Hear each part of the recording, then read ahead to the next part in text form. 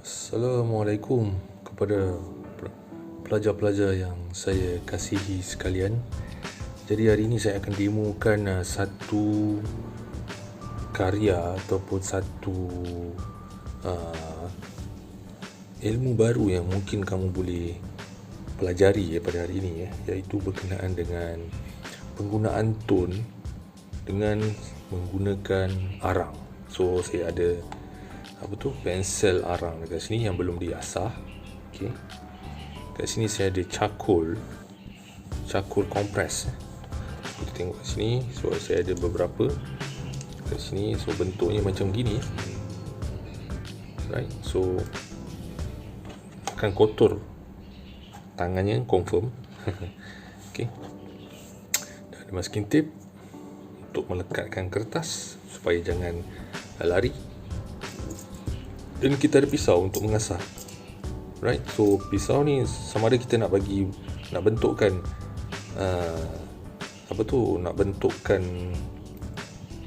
compress charcoal ni, nak bagi tajam ke hujungnya, ataupun kita memang nak keluarkan dia punya debu daripada arang yang dah sedia ada ni.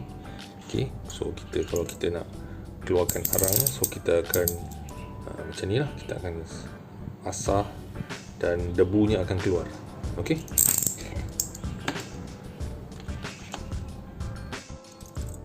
So ini cara asah pensel.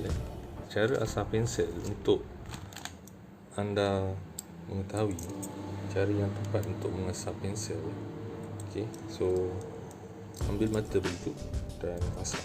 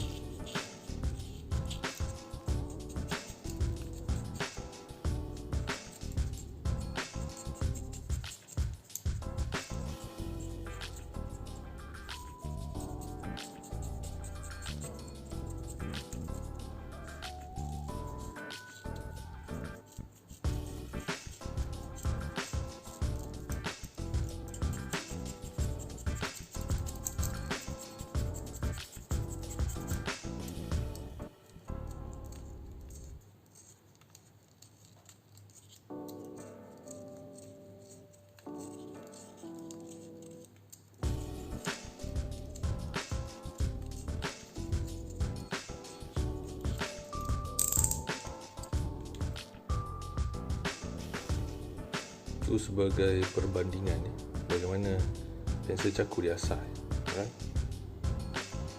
Macam gitu.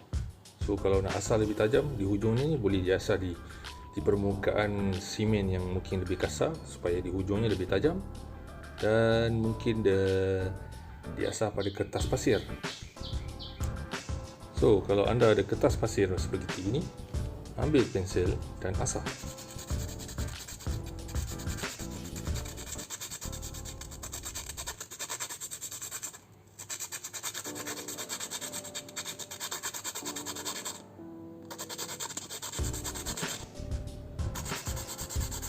Okay, so kertas pasir yang telah diasah ni jangan dibuang, sebab ada lagi debu-debu ini masih boleh digunakan. So jangan buang debu-debunya, sebab semuanya boleh digunakan dalam pembuatan lukisan. Sentiasa juga ada kain buruk untuk mengelap jari, sebab dengan menggunakan charcoal ataupun compress charcoal seperti ini, tangan anda akan sentiasa kotor dan kadang-kadang anda nak memegang kertas yang berwarna putih, jadi anda perlukan kain buruk macam ni. Okey. Jadi anda perlu ada satu kertas yang sebesar ini, lebih kurang dalam saiz A3. Jadi cuba menggunakan sepenuhnya picture plane.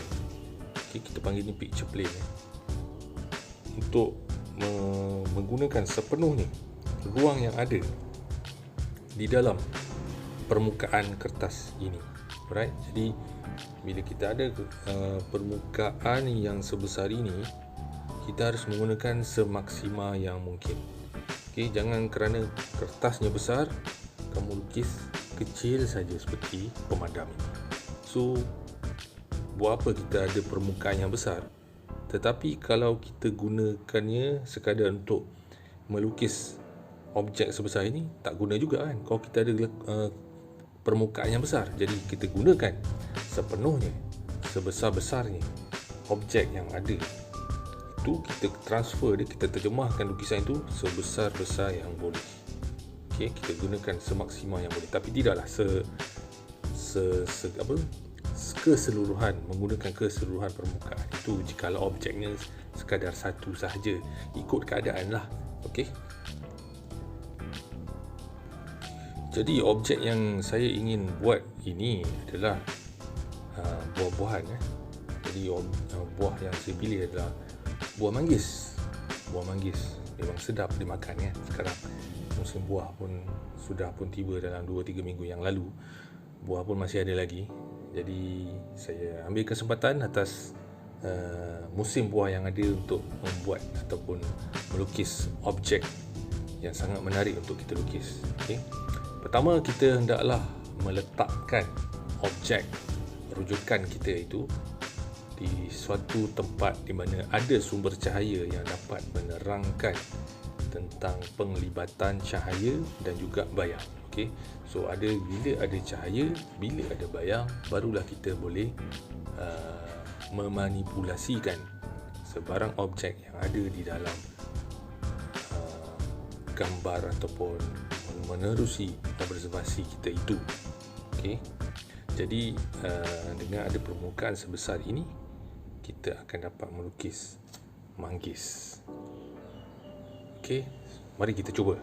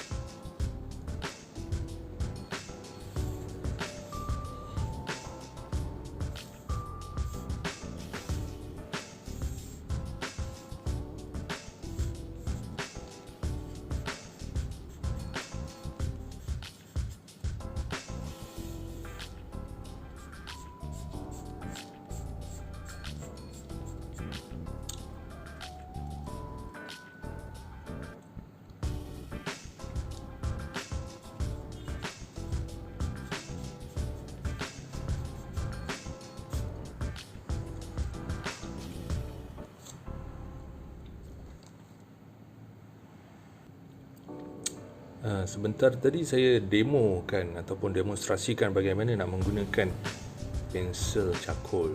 Okey, jadi sekarang saya akan gunakan kompres charcoal. Jadi kompres charcoal bolehlah kamu patahkan. Okay. Jadi yang ni boleh dilorikkan. Dia macam-macam ada, macam-macam cara dia boleh dimainkan. Menggunakan di hujungnya boleh, dibaringkan pun boleh, ataupun diratakan seperti ini pun boleh. Di macam-macam gaya ataupun kesempatan kita boleh gunakan. Nampak tak? Jadi even bahagian tajam pun boleh. So ada perbezaan antara kompres charcoal dengan menggunakan pensel charcoal. Okay, so nampak dia punya kegelapan dia lebih lagi berbanding pensel charcoal ataupun kalau kita menggunakan graphite. Graphite. Jadi saya rasa kamu mungkin tahu tentang apa itu graphite. So macam pensel ni adalah pensel biasa kalau kita guna untuk menulis dan sebagainya. So ini graphite. Jadi berlainan sama sekali dengan pensel charcoal. Right. So nampak tak kelebihannya? Kelebihan di antara menggunakan charcoal, pensel charcoal, kompres charcoal ataupun pensel biasa. Right. Selamat mencuba. Jadi saya sudah sediakan satu permukaan yang baru, sebab yang tadi pun sudah kita gunakan sepenuhnya. Jadi nampak tangan saya sudah kotor dan sebagainya. Itu adalah sebahagian daripada proses nak buat lukisan. Kotor itu biasa. Okay. Nanti kita basuh tangan, nanti kita menggunakan sabun, jadi benda itu akan bersih kembali. Tapi dalam keadaan kita membuat karya, kita memang tak boleh nak elakkan perkara ini. Right. Jadi saya akan gunakan kompres charcoal pula untuk menerangkan tentang bagaimana untuk penggunaannya dan bagaimana saya nak terangkan bagaimana dua objek dalam perspektif ataupun dalam kedudukan yang berbeza. Okey, mari kita tengok.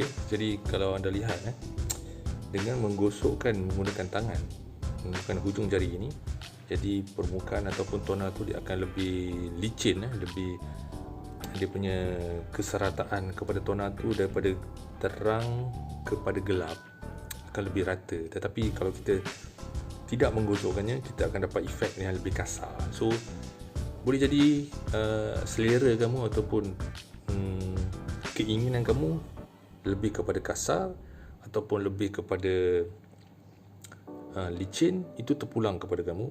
Dan dia juga merujuk kepada objek, objek yang kita rujuk. Jadi kalau permukaan pada objek tersebut lebih kepada licin, jadi kita lebih cenderung kepada untuk meniru permukaan yang kita rujuk itu, dia nampak lebih licin lah. Okay? Jadi, dan kalau manggis itu warnanya itu gelap, jadi kita akan lebih cenderung untuk membuat drawing dia itu akan lebih gelap daripada objek-objek lain di sekelilingnya. Right? So itu antara benda-benda yang berkaitan dengan logikal dalam membuat lukisan. Kalau objek itu gelap, kita harus admit bahawasanya objek itu gelap dan kita kena mengikut warna asalnya. Right? Jadi itu antara bagaimana cara nak membuat lukisan sebegini. Right? So bahagian belakang ni sekadar background saja. Okay. Nak buat pun okey, tak buat pun tak apa. Right? Jadi begini caranya. Cara kita ingin menggunakan charcoal compress, charcoal mampat, cakap Melayu. Okey, selamat mencuba.